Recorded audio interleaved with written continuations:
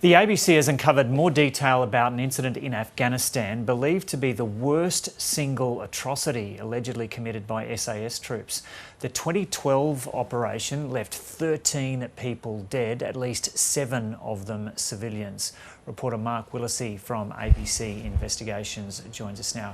Mark, g'day, what can you tell us about this? Well, what we know, Joe, is it was the 15th of December 2012. 2 patrols from the SAS, Zulu 1 and Zulu 2, were on Black Hawk helicopters. They were going to the Shah Wali Kot region of northern Kandahar. They were after some Taliban there. Zulu 2 set down near a village called Sara'aw. Zulu 1's chopper flew about 1 to 2 kilometres further to the southeast. And this is where there are allegations, and from both Australian and Afghan sources, that at least 7 people died in that field around a tractor. And what are locals telling you about the people who died? The locals there at the village who were in the field, some of them were there, some of them were in the village. They say at least 11 died in the 2 engagements that were civilians. Now, they say there were Taliban where Zulu 2 was, and that probably a couple of them died. Australian sources say at least 4 Taliban were killed in the Zulu 2 engagement. But the Zulu 1 engagement, which has become known by the SAS as the tractor job, that is where they allege that all of these people were civilians, and that one of them that was engaged in the onion harvest was only 13 or 14 years old. And what are your Australian sources telling you about what happened? Well, we first reported this, Joe, last year, and since then obviously that's ferreted out more detail, if you like. And I spoke to a special operations officer who was based in Afghanistan at Tarin Kowt, who was there when the Zulu 1 and Zulu 2 patrols returned.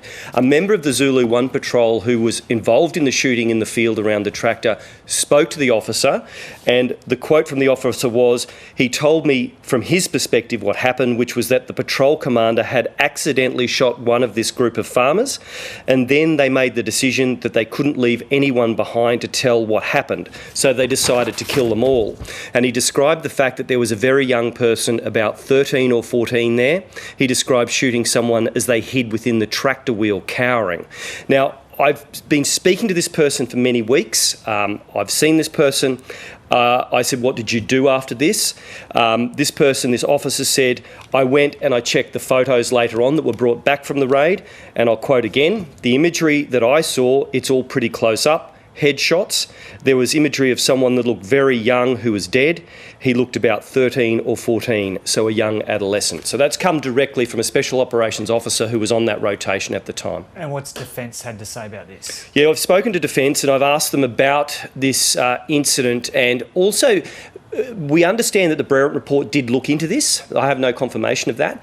And Defence has told us it cannot comment on allegations about specific incidents, but that it will be cooperating with the new Office of Special Investigator that has been set up to deal with all of the allegations of war crimes by Australian Special Forces in Afghanistan. And can you tell us anything more about the process, the progress of that process, of that Special Investigations team? Look, there has been frustration from some quarters that it is taking time, but we've got to remember, Joe, this is a very complex investigation. The Brereton inquiry, it came up with a lot of very serious allegations that it has asked to be referred on for investigation. Now, we understand that the Office of Special Investigator is currently assembling a team of investigators, and we understand some of them will be homicide detectives from New South Wales and Victoria. I think one thing that will harm their progress eventually when they get around to launching the investigations is the closure of the embassy in Kabul by the Australians, because obviously the Afghan end, they'll have to really firm up and find witnesses from that end, not just from within the SAS and associated groups. Okay, we'll leave it there, Mark Willisey. Thank you. And Mark's story is one of the top stories on the ABC website, so that's news.abc.net.au. You can go there and check it out.